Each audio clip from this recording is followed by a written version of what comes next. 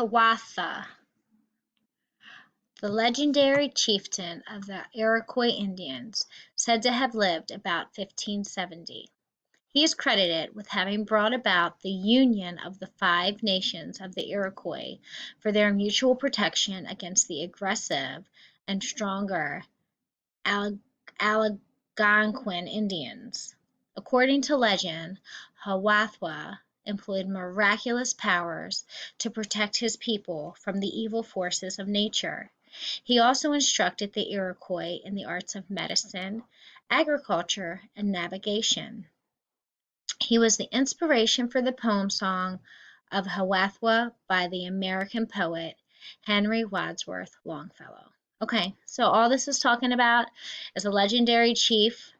He lived in the 1570s. He brought the Unions together for protection. He is also known to have like miraculous powers to keep evil forces away. Okay, he also helped teach the Iroquois about medicine, agriculture, which is farming, and navigation, which is like moving. If you navigate somewhere, you learn how to use the land and get from one place to another to navigate around. All right, that was a quick and easy one. Let me know if you have any questions.